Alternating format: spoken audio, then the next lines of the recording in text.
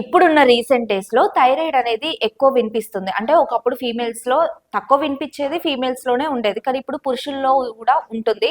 So ఈ thyroid అనేది ఎందుకు వస్తుంది అసలు? ఈ థైరాయిడ్ కి ఆయుర్వేదంలో ఏమన్నా ట్రీట్మెంట్ ఉందా? థైరాయిడ్ సింపుల్ 4 అక్షరాలు చెప్తాం. కానీ అసలు థైరాయిడ్ అంటే ఏంటి, ఎక్కడ ఉంటుంది, దాని పరిస్థితి ఏంటి, అది మనకి శరీరానికి ఏ విధంగా ఉపయోగపడుతుంది, బ్రీఫ్గా కొంచెం తెలుసుకోవాల్సిన అవసరం ఉంటుంది. ఇక్కడ గొంతుకు ఇరువైపులా చేపర్స్ లాగా ఉంటాయి, ఇలా పక్షిరెక్కల్లాగా ఇక్కడ ఉంటాయి గ్లాండ్స్. ఓకే, అయితే థైరాయిడ్ అనేది ఒక హార్మోన్ అంతే. మన శరీరం, మానవ శరీరం మొత్తం చాలా రకాల హార్మోన్స్ నిలయం. మెలోనిన్, ఇన్సులిన్, అలాగే క్లోమం, ఇంకా ఎడ్రినల్, ఇలా రకరకాల హార్మోన్స్ ఉన్నాయి. ఈస్ట్రోజన్ హార్మోన్స్, టెస్టోస్టెరాన్, ఎల్ఎస్హెచ్, ఎఫ్ఎస్హెచ్, ఇలా చాలా రకాల హార్మోన్స్ ఉన్నాయి. గోనాడోట్రోపిన్ హార్మోన్ ఇలా ఉన్నాయి. అలాగే సేమ్ యాజిటీస్గా ఈ థైరాయిడ్ అనే హార్మోన్ కూడా శరీరంలో తయారవుతుంది. థైరాయిడ్ గ్లాండ్స్లో థైరాయిడ్ హార్మోన్ తయారవుతుంది. మరి థైరాయిడ్ హార్మోన్ ఏం చేస్తుంది, మన శరీరానికి ఉపయోగం ఏంటి? సపోజ్ ఇన్సులిన్ అనుకున్నాము. ఇన్సులిన్ ఏం చేస్తుంది, షుగర్ని కంట్రోల్ చేస్తుంది. అలాగే మెలనిన్ ఏం చేస్తుంది, శరీరం యొక్క కాంతిని, అలాగే వెంట్రుకలు నల్లబడడానికి ఉపయోగపడుతుంది అని చెప్తుంటాం. అలాగే మరి థైరాయిడ్ హార్మోన్ ఏం చేస్తుంది? ఇవన్నీ హార్మోన్స్ ఉన్నాయా, శరీరంలో ఉన్న హార్మోన్స్ అన్నింటినీ ఇది రెగ్యులేట్ చేస్తుంది. ఇవన్నీ రెగ్యులేట్ చేస్తుంది. ఇవన్నీ సమానంగా సమస్థాయిలో పనిచేయడానికి థైరాయిడ్ హార్మోన్ పనిచేస్తుంది. ఇది మహిళల్లో ఎక్కువ మంది కనిపిస్తుంది మీరు చెప్పినట్టు. అయినప్పటికీ ఫిమేల్స్లో, పురుషుల్లో కూడా అక్కడక్కడ వస్తుంది, రావడానికి అవకాశం ఉంది, వస్తుంది. కారణాలు ఏమైనప్పటికీ, కారణాలు ఏంటి అని చూస్తే జీవన శైలి, జీవన విధానం, మనం తీసుకునే ఆహార విహారాలు సరిగా లేవు అని చెప్పాలి. అది కరెక్ట్. ఎందుకంటే సరైనటువంటి సమతుల ఆహారం, ఆరోగ్యంగా ఉండేటటువంటి ఆహారం తీసుకోవడం లేదు. ఎవరు తీసుకోవట్లేదు. 90% తీసుకోవట్లేదు. 10% పీపుల్సే కరెక్ట్ ఆహారం తీసుకుంటున్నారు. మిగతా పీపుల్స్ ఎవరు తీసుకోవట్లేదు. ఎంటైర్ అంత పరిస్థితి అది. అలాగే జీవన విధానం, జీవన శైలి కూడా కరెక్ట్గా లేదు. ఏ జబ్బు రావాలన్నా రాకూడదన్నా ఆహారం, నిద్ర ఈ రెండు సమంగా ఉండాలి. కడుపు నిండా తినాలి, కంటి నిండా నిద్రపోవాలి తప్పకుండా.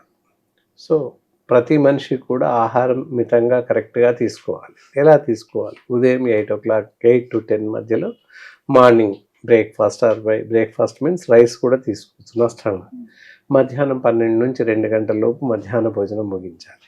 సాయంత్రం 4-5 ప్రాంతంలో స్నాక్స్, పళ్ళు ఏవైనా తీసేసుకోవచ్చు. నైట్ 8 to 9 o'clock లోపు నైట్ డిన్నర్ ముగించాలి, రాత్రి భోజనం తప్పనిసరిగా. అండ్ 10 o'clock లోపు నిద్రపోవాలి తప్పనిసరిగా. Yes, that is the balance time. 10 o'clock నిద్రించాలి. ఉదయం సూర్యోదయానికైనా ముందు అంటే 6 o'clock లోపు లేవాలి తప్పనిసరిగా. ఈ రెండు సమంగా పాటించాలి. అంటే ప్రతి మనిషికి 8 గంటల నిద్ర అవసరం. అంతమంది ఏం చేస్తారు, మేము 12 వరకు, చాలామంది ఏ అవసరం లేకపోయినప్పటికీ, ఎలాంటి పరిస్థితి అవసరం లేకపోయినా నైట్ 12 వరకు, 1 వరకు మేలుకుతూ ఉంటారు, ఫోన్ చూస్తూ, టీవీ చూస్తూ, ఇంకేదో చేస్తూ. సో దానివల్ల చాలా ప్రమాదాలు కొంచెం ఉన్నాయి. ఫస్ట్ నిద్రలేమి. 12 గంటలు పడుకొని మధ్యాహ్నం 12ంటికి లేస్తారు. మీరు 8 అన్నా మేము 12 గంటలు పడుకున్నామంట. 12 గంటలు పడుకోవడం వల్ల ఏంటంటే శరీరం యొక్క టైమింగ్ అంతా కోల్పోతుంది. దాని యొక్క యాప్టిట్యూడ్ టైం మొత్తం కోల్పోతుంది. నిరవధికంగా చేయాల్సినటువంటి ఫంక్షన్స్ అన్నీ దెబ్బతింటాయి. ఎస్, మన శరీరానికి ఇందాక చెప్పుకున్నట్టు మార్నింగ్ 9 o'clock, 8 o'clock టిఫిన్ తినే అవసరం ఉంది. కానీ మనం 12 గంటలకు లేస్తాం. మరి ఆహారం ఎక్కడి నుండి వస్తుంది? అవైలబిలిటీ లేదు. శరీరానికి నిరంతరంగా పనిచేస్తుంది. శరీరంలో ఉన్న అవయవాలు మనం నిద్రించినప్పటికీ బ్రెయిన్, హార్ట్, లంగ్స్ ఇవన్నీ పనిచేస్తూనే ఉంటాయి నిరంతరంగా. మరి అవన్నీ పనిచేయాలంటే శక్తి కావాలి. శక్తి కావాలంటే ఆహారం కావాలి. ఎక్కడి నుండి వస్తుంది అదంతా? ఆల్రెడీ డైజెస్టివ్ ఫుడ్ ఏదైతే ఉందో మళ్ళీ రీకరెంట్ తీసుకుంటుంది. అక్కడి నుంచి కొంత శక్తిని తీసుకుంటుంది. విసర్జిత పదార్థం నుంచి శక్తిని తీసుకుంటుంది. అంటే అక్కడ ఏంటి, అన్బ్యాలెన్స్డ్ ఫుడ్, అన్బ్యాలెన్స్డ్ శక్తి, సరిపడేంత శక్తి ఉండదు వాటిలలో, వెళ్ళిపోతుంటుంది. వెళ్ళిపోయే స్టేజ్లో మళ్ళీ తీసుకుంటుంది శరీరం, వెనక్కి తీసుకుంటుంది. సో ఆ పరిస్థితుల్లో మన శరీరం యొక్క టైమింగ్ అంతా దెబ్బతినిపోతుంది. అలాగే నిద్రలేమితో బాధపడుతూ ఉంటే, అన్వాంటెడ్ టైంలో నిద్రిస్తూ ఉన్నట్లయితే ఇంటెస్టైనల్ పాలిప్స్, జీర్ణాశయ క్యాన్సర్స్ రావడానికి అవకాశాలు ఉన్నాయి నిద్రలేమి వల్ల, ఈ అర్ధరాత్రి ఎప్పుడు పడుకోవడం ఇలాంటివి చేయడం వల్ల.